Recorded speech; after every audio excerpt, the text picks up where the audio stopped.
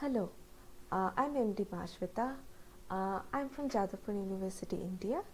The paper that I'm going to read out today is entitled The Urban Ecogothic in Deepa Anappara's Djinn Patrol on the Purple Line. I'll start reading it out now. Deepa Anappara's 2020 novel, Djinn Patrol on the Purple Line, begins with a map of the child protagonist Jay's Basti, or squatter settlement. We see a patchwork of shacks skirted by the bustling marketplace with a phantasmagoric name, Bhoot Bazaar or Ghost Market. The two are bordered by a garbage dump with a wall on one side, beyond which there are posh apartment buildings. These gated communities are completely cut off from the slums. As Amita Bhaviskar has noted in the context of the segregated landscapes of contemporary New Delhi, and I quote, geographical proximity does not always mean social familiarity, end quote.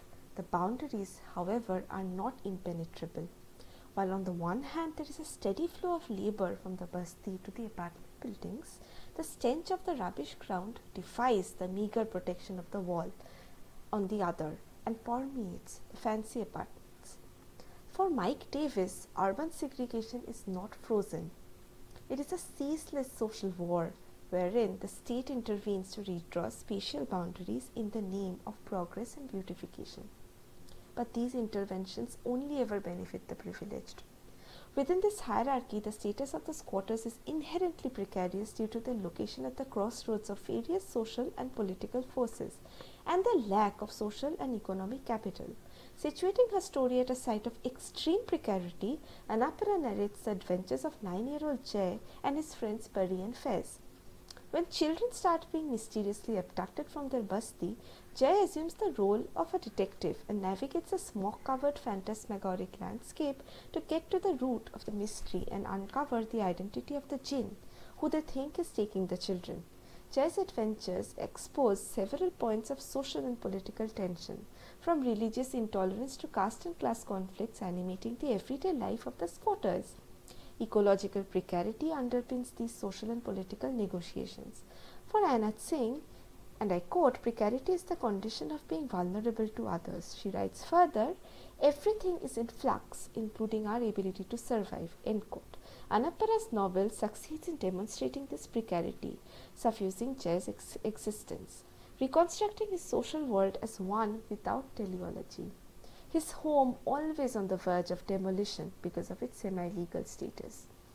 Jay narrates at one point, and I quote, in our world we are doing daily battle with jinns and kidnappers and buffalo killers, and we don't know when we will vanish, end quote.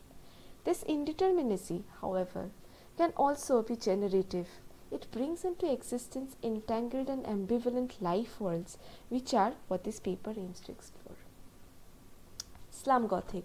In her introduction to the new urban Gothic, Holly Galmillet writes, and I quote, much of the focus of the discourse of doom, decay and despair is centered on the global urban spaces, spaces that are the foci of the aesthetic politics of hyperconsumption, contagion and marketing of late capitalism, end quote. This can be aligned with Linnie idea of the neoliberal Gothic, which uses a Gothic lens to explore the way, and I quote, the ways in which neoliberal capitalism has wrought seismic changes both to the world we live in and the ways in which we think about ourselves, end quote. The slum in Anappara's novel could be the perfect illustration of the neoliberal Gothic. Take, for instance, this description. Jay narrates, we are at the very edge of our basti, facing the rubbish ground that's much bigger than a school playground. Right in front of me, a man washes his backside with water from a mug. Pigs dive into the grey-black rubbish.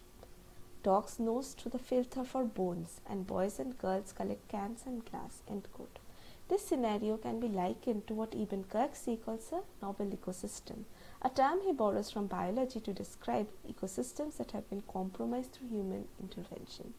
Quoting Laurie Young and colleagues, Kirksey says that these manifest as assemblages which, and I quote, are diverse but invaded, neglected but resilient, anthropogenic but wild, end quote.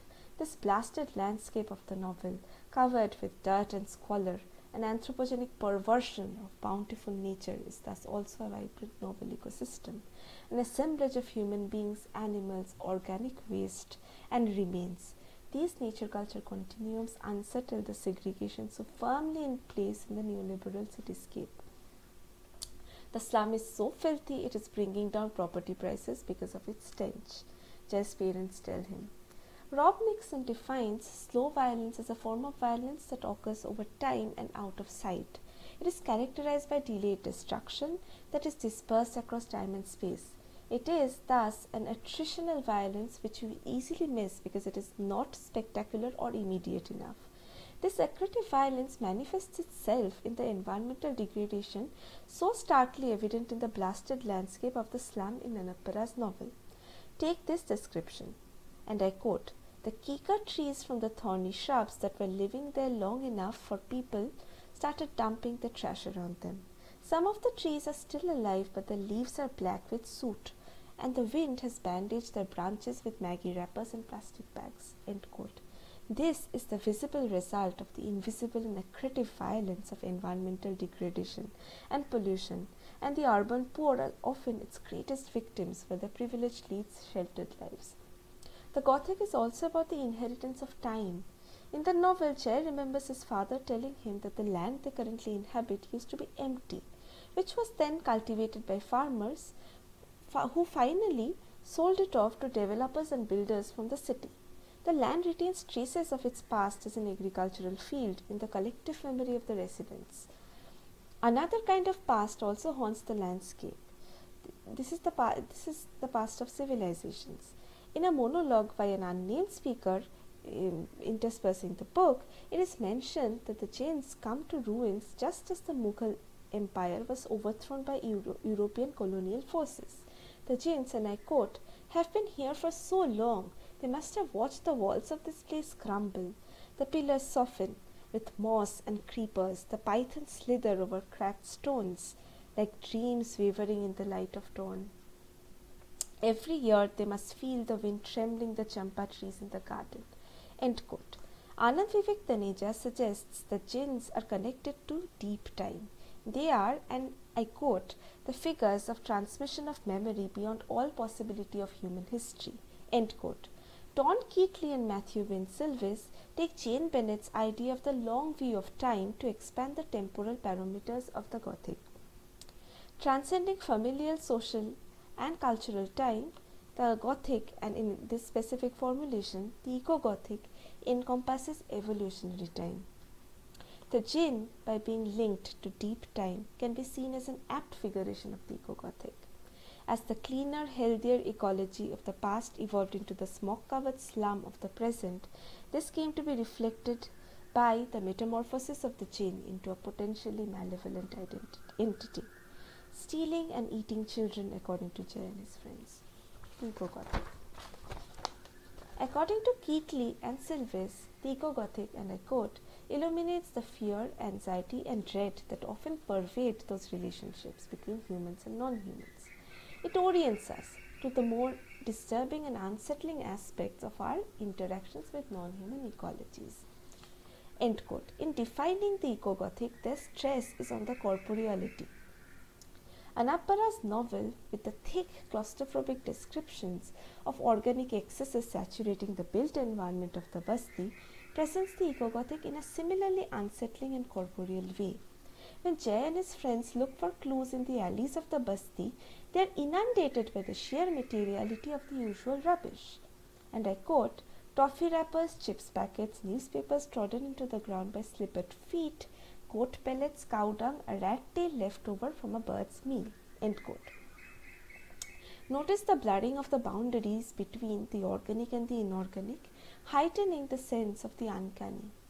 For Keatley and Silvis, the Ecogothic entails the blurring of the traditional boundaries between the human and the non-human in grotesque ways.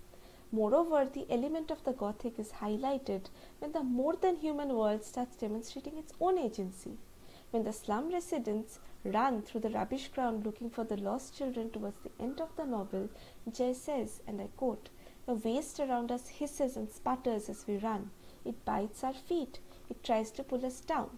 End quote. the entire landscape becomes a malicious entity with its own agency to act and harm the people. By the end of the novel, it is revealed that a man called Varun, whom Jay had seen around Bhoot Bazaar, was actually the kidnapper. He and his wife would take the kidnapped children to their employer's empty apartment within a gated community called Golden Gate and would murder them there. Their motives were never revealed, nor is the guilt of Varun absolutely confirmed. The Ecogothic of this novel is thus also characterized by undecidability. For Niels Bubandt, one of the most unsettling features of the Anthropocene is the, and I quote, increasing impossibility of distinguishing human from non-human forces, end quote. In the end of the novel, Jay is still left with a bunch of unanswered questions. He keeps asking himself if Varun was the Djinn that had taken the form of a human. Human culpability thus merges into ecophobia until they cannot be told apart.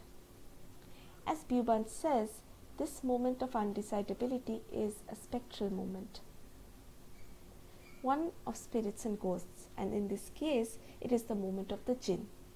Anappara literalizes the agency of the non-human in the Ecogothic in the form of the Djinn hidden in the smog, taking the lives of children. Even though a human culprit is located, their crime is not confirmed. The culprit could very well have been a Djinn, an ambivalent manifestation of the Ecogothic. In my analysis, the Djinn signals the intersection of slow and spectacular temporalities of violence as they were given by Rob Nixon. The two cross paths every time a child is abducted in the novel. The slow violence of air pollution, waste accumulation, and the general atmosphere of discontent experienced by the slum dwellers are brought into sharp focus when their children are kidnapped and the state refuses to deliver them even a semblance of justice. These moments precipitate the crisis until it finally leads to cross-religious mobilization and solidarity across the demographic of the slum.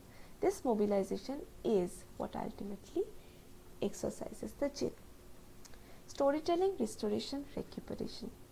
Now, it would be pertinent to note the importance of storytelling in the face of the persistent horror and slow violence that characterize the life worlds of Jay and his companions.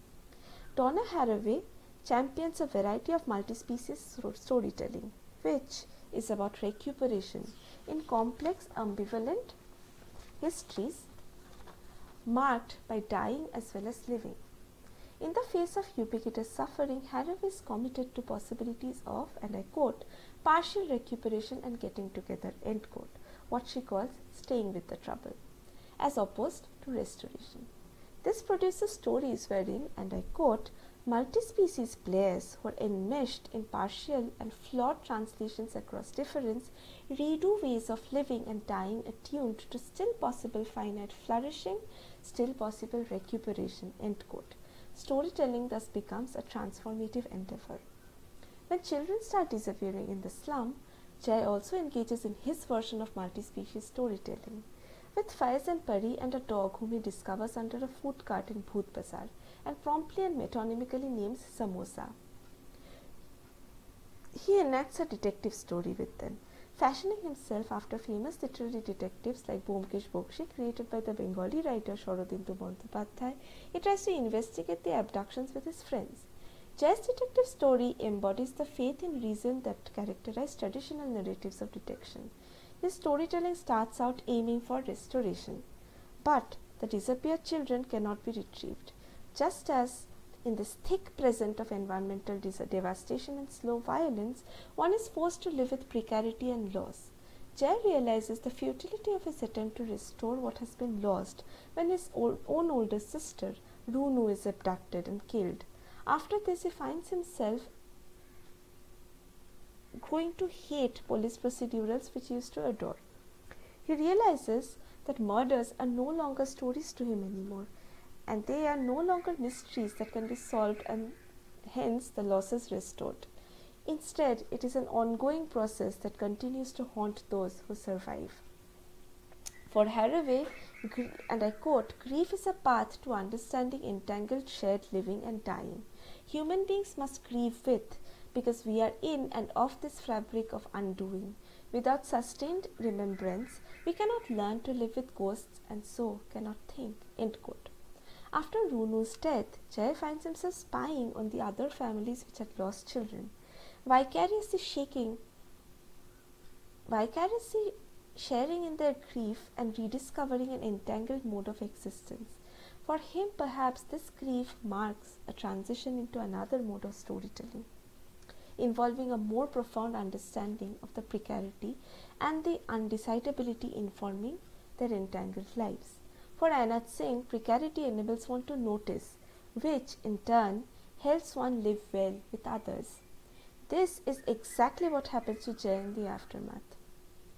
In his case, it translates into a more introspective mode of solitary worlding, wherein he finds himself connecting to his dead sister by imagining her as a star, and contemplating starting a multi-species family by inviting his dog Samosa to live with his natal family. At a metatextual level, Anappara's novel is a similar endeavor of recuperative storytelling, a mode of expressing the horrors of kidnappings and other forms of violence against children she had to come in contact with in her career as a journalist. Her novel thus offers no happy ending, no restoration. It stays with the trouble and weaves stories of recuperation. This story will save your life, thus begins her book. Notice the future tense. It might save lives in the future because it could not do it in the past.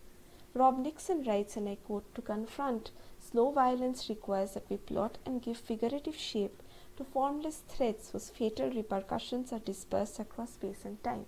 End quote. Anappara's novel perhaps rises to the challenge and gives form to the slow violence experienced by squatters and other subalterns of the city in the form of the Ecogothic and the ambivalent Djinn. Thank you so much.